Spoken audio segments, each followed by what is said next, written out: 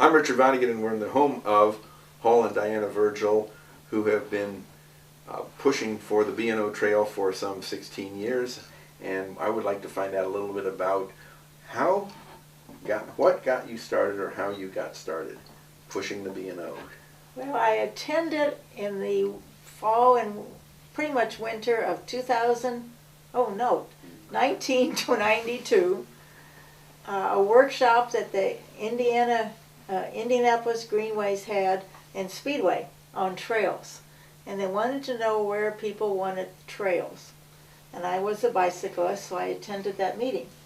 And I met Ray Irwin there, and they were talking about this this railroad that was in Speedway. And then they said, well, you know, this abandoned railroad, or will be abandoned railroad, goes through Hendricks County. Why don't you work in there? So I started working in preserving the bridges from CSX when they were abandoning the corridor. At that time, I didn't know anything about rail banking or what to do, so I started calling the railroad and tried to save the bridges, but they took them all up, and up the whole 65 miles of abandoned corridor. And then in March of 1993, a current board member, his name is Joe Senavani, and I went into the county commissioners and talked to them about preserving this abandoned corridor for a trail. At that time, I had not been on a rail trail and really didn't know anything, and made a lot of mistakes. The commissioners didn't know what a rail trail was at that time also, but I was telling them about the new concept of intermodal surface, intermodal surface transportation enhancement Act. I had gone in February 1993 to St. Louis for a workshop. They were talking about ICE-T. So when I talked to the commissioners, I told them about this grant possibility that they could preserve the abandoned railroad corridor.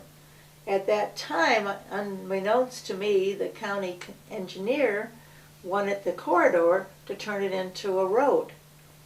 So the commissioners actually then applied for the grant through Indiana Department of Transportation, or INDOT. They were awarded the grant. At the time, let me back up, before this, CSX offered the whole 19.5 miles of abandoned corridor to the county for $52,500.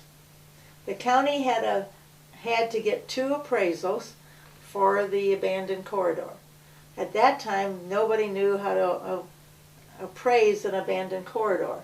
I finally got one appraiser, and the county got another one, but by the time that the appraisals were finished, the offer for $52,500 had expired. So they lost that. But the county commissioners then applied for 80% of $52,500 from INDOT, which turned out to be $48,000. And they applied for the grant.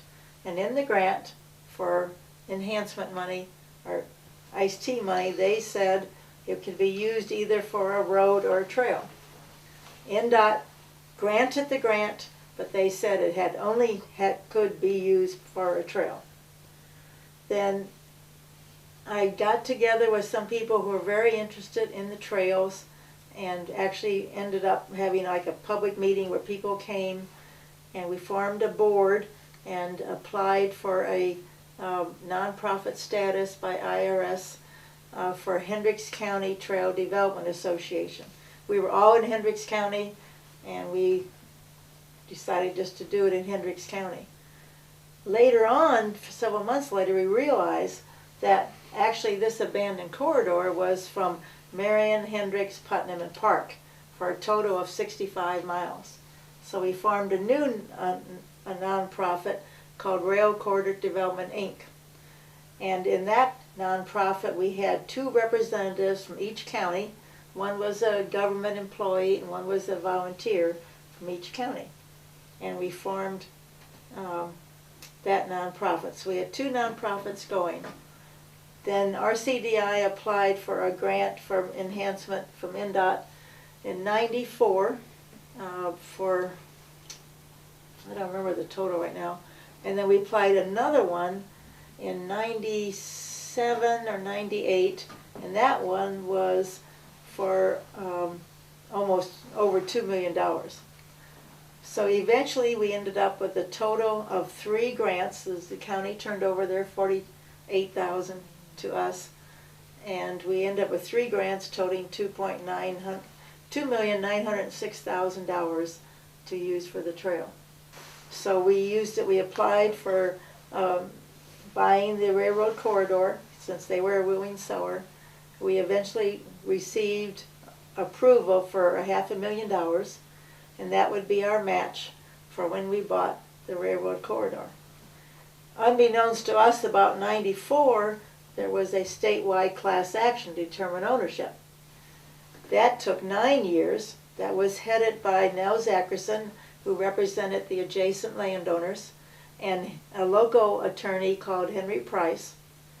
And then CSX was represented by Baker and Daniels. They went through all the original deeds of over 600 miles of abandoned corridor in 36 counties in Indiana and decided who actually owned the corridor. Was it the original acquisition a warranty deed, or was it just an easement? We finally got that determination in December or November of 2003. So really for those 9 years we could not even talk to CSX about purchasing the corridor. And also a woman moved to Indiana and worked, was a lawyer and taught at the IU University of Law, and she taught property law. Her name was Danae Wright, and she really taught property law and really knew Indiana law. So when early decisions were made by the Indiana Supreme Court on the ownership of property of abandoned corridors, and they weren't made according to Indiana statute, she wrote the Indiana Supreme Court judges and kind of said, wait a minute, your decision does not reflect property law according to Indiana. So she really helped all the people trying to get trails on abandoned railroad corridors to obtain the land, because before that, attorneys and everybody else thought, oh, abandoned, it goes back to adjacent landowners. And she really proved that that was not true. Railroads abandoned their service, they did not abandon the land. So thank goodness for her. We were able to buy what the court finally said was what was owned by CSX, and we bought 16 miles in Hendricks County. In Hendricks County, the railroad owned 80%, or a little over 80%. And actually it turned out very well that we started in Hendricks County, because now we've got a big section of land that we can build a trail on. When did RCDI change to the B&O Trail Association? 2005. We changed our name. Okay, and why? Well, because throughout the time that RCDI was in the works, the people who had to travel a long way, like from Park and Putnam County, kind of really dropped out. It really got to be a hassle for them to travel so far, so we kind of lost that contact. And then Rail Corridor Development Inc. just didn't really express what we were. And so we get strange calls for people that didn't understand what we did, that thought it was something to do with real railroads. Yeah.